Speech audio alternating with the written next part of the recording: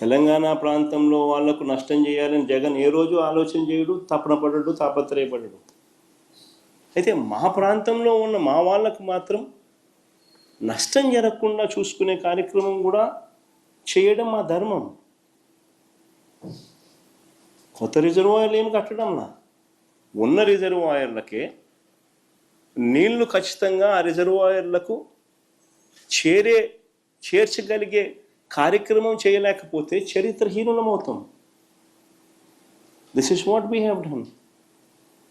దీంట్లో ఒక emotional dramas play చేసి భావోద్వేగాలను రెచ్చగొట్టి ఇరు ప్రాంతాల ప్రజలకు మధ్య గొడవలు క్రియేట్ చేసే కార్యక్రమము పాలకులుగా ఉన్న కొంతమంది చేస్తూ ఉన్నారు. తప్పది. ఫ్యాక్ట్స్ కరెక్ట్గా చెప్పాలి. కరెక్ట్గా చెప్పినప్పుడు ప్రజలైనా అర్థం చేసుకుంటారు.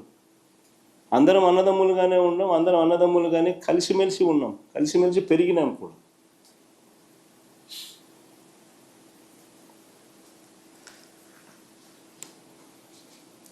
గతంలో కూడా రాయలసీమలో ఉన్న ఏ ప్రాజెక్టు కూడా పూర్తి వాడుకోలేని పరిస్థితి. ఆశ్చర్యం ఏంటంటే చంద్రబాబు నాయుడు గారు అనే వ్యక్తి ముఖ్యమంత్రిగా నా 40 years ఇండస్ట్రీ అంటాడు, 15 ఏళ్ళు ముఖ్యమంత్రి చేసినాడు, ఇప్పుడు మళ్ళా దాదాపు ఇప్పుడు 17 ఏళ్ళు అవుతుంది. అసలు ఇన్ని సంవత్సరాలు ముఖ్యమంత్రిగా చేసిన వ్యక్తి ఆశ్చర్యకరమైన పరిస్థితి ఏంటంటే రాయలసీమలో ఉన్న రిజర్వాయర్లను కనీసం ఫుల్ కెపాసిటీలో నీళ్లు నింపుకోలేని పరిస్థితి.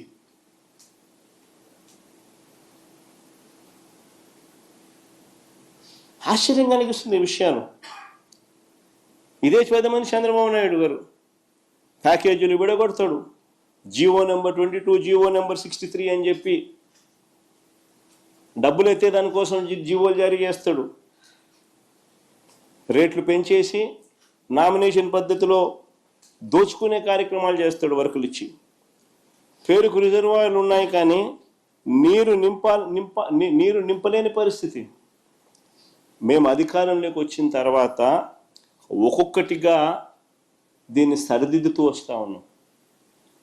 మేము అధికారంలోకి వచ్చిన తర్వాతనే మొట్టమొదటిసారిగా దీన్ని సరిదిద్దే విధంగా అడుగులు పడ్డాయి. Telugu Ganga link canal 0 to 18 kilometers design discharge పంపించుకోలేని పరిస్థితి. 500 కోట్లు మేము ఖర్చు పెట్టి డిజైన్ డిశ్చార్జ్ మేరకు 15,000 క్యూసెక్లు దాంట్లో పంపించే విధంగా దాన్ని రిపేర్ చేసి ఆ 0 to 18 kilometers రిపేర్ చేసి తీసుకురాగలిగాం వాడుకలేకి. Telugu Ganga link canal. SRBC GNSS canal carrying capacities అంటే కెనాల్ క్యారీయింగ్ సామర్థ్యం రెండు కలిపి 30,000 క్యూసెక్లకు పెంచే పనులు మేము చేపట్టాం. నిప్పుల వాగు ద్వారా నెల్లూరు వరకు 30,000 క్యూసెక్లు వెళ్ళేలా పనులు మేము చేపట్టాం. హెచ్ఎన్ఎస్ఎస్లో కేవలం 2,000 క్యూసెక్లు మాత్రమే వెళ్తూ అంటే మేము వచ్చాక కాలువ సామర్థ్యాన్ని 6,300 క్యూసెక్లకు పెంచే పనులకు మేము శ్రీకారం చుట్టాం. ఆవుకుటనలు ఫాల్ట్ జోన్ సమస్యను గత ప్రభుత్వాలు ఏమీ తీర్చలేకపోయాయి. మేము వాటిని అధిగమించి మొదటి టన్నెల్ ద్వారా 10,000 క్యూసెక్లు, రెండో టన్నెల్ కూడా పూర్తి చేసి మరో 10,000 క్యూసెక్లు నీళ్లు పంపగలిగాం. 2 టన్నెళ్లు పూర్తి చేయడానికి 260 కోట్ల రూపాయలు వాటర్ ఫుటింగ్ బేసిస్ మీద ఖర్చు పెట్టి కంప్లీట్ చేసినాం. అవుకులో 3వ టన్నెల్ పనులు కూడా మొదలుపెట్టాం. గండికోట రిజర్వాయర్ కెపాసిటీ 27 టీఎంసీలు. ఏ రోజు 15-14 టీఎంసీలు మించిపెట్టలా నీళ్లు. మేము వచ్చిన తర్వాత 1000 కోట్లు R&R మీద డబ్బు ఖర్చు పెట్టి 27 టీఎంసీల ఫుల్ డిశ్చార్జ్ కెపాసిటీలో గండికోట నీళ్లు స్టోర్ చేసినాం. చిత్రావతి ప్రాజెక్టు ఏ రోజు ఫుల్ కెపాసిటీ 10 టీఎంసీలు నీళ్లు ఏ రోజు స్టోర్ చేయలేదు. మేము వచ్చిన తర్వాత 280 కోట్లు ఖర్చు చేసి R&R పనులు పూర్తి చేసి 10 టీఎంసీలు నీళ్లు మేము వచ్చిన తర్వాత పెట్టాం. బ్రహ్మం సాగర్ 17 టీఎంసీలు ఏ రోజు పెట్టలా. మేము వచ్చిన తర్వాత డయాఫ్రమ్ వాళ్ళు కొత్తది వేసి లీకేజ్ సమస్యలను పూర్తి చేసి 90 కోట్ల రూపాయలు ఖర్చు చేసి 17 టీఎంసీలు బ్రహ్మం సాగర్లో నీళ్లు నింపాం. మేము వచ్చిన తర్వాతనే వెలుగొండలో 2 టన్నులు పూర్తి చేసి 2 దశాబ్దాల కలను మేము వచ్చిన తర్వాత నెరవేర్చి జాతికి అంకితం చేశాం వెలుగొండ ప్రాజెక్టు. ఇక మిగిలింది R&R పనులు, లైనింగ్ పనులు, అంతకని ఇంకేం మిగల.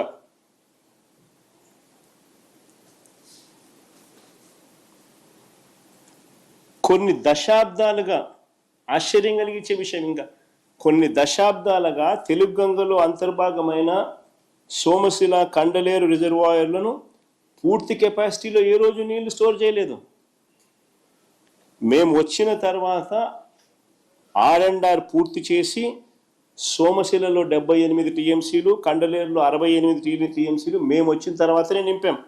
120 కోట్ల రూపాయలు ఖర్చు చేసి ఈ డ్యాముల్లో ఫుల్ కెపాసిటీని అచీవ్ చేసినాం. మేము వచ్చిన తర్వాతనే జరిగింది ఇది. మేము వచ్చిన తర్వాతనే దశాబ్దాలుగా పెండింగ్లో ఉన్న నెల్లూరు బ్యారేజు, సంగం బ్యారేజ్ పనులు పూర్తి చేసి ప్రారంభించాం. మేము వచ్చిన తర్వాతనే. అసలు అంతెందుకు, ఇక్కడ నుంచి కూతవేటు దూరంలో ఉంది పులిచింతల ప్రాజెక్టు. మేము వచ్చేదాకా ఆ ప్రాజెక్టులో ఫుల్ కెపాసిటీ ఏ రోజు స్టోర్ చేయలేదు. మేము వచ్చిన తర్వాత 200 కోట్ల రూపాయలు మేము ఖర్చు చేసి R&Rకి మేము ఖర్చు చేసి 45 టీఎంసీలు ఫుల్ కెపాసిటీ స్టోర్ చేసింది మా ప్రభుత్వంలోనే. ఇవన్నీ మా హయాంలో జరిగాయి. అసలు నిజంగా ఒక చిత్తశుద్ధి అనేది ఉండాలి. రైతులకు మంచి జరగాలంటే ఏం చేయాలి, ఎలా చేయాలి అని ఒక చిత్తశుద్ధి అనేది ఉండాలి. ఒక చిత్తశుద్ధి ప్రకారము అడుగులు వేస్తే, మనిషిలో సిన్సియారిటీ, కమిట్మెంట్ ఉంటే ఏదైనా కానీ దేవుడు ఆశీర్వదిస్తాడు, పనులు జరుగుతాయి. అవి చంద్రబాబు నాయుడుతో లోబడిన పరిస్థితులు, జగన్ ప్రభుత్వంలో కనిపించిన పరిస్థితులు అవే తేడా. రెండో సబ్జెక్టులోకి పోతాం, భోగాపురం ఎయిర్పోర్ట్.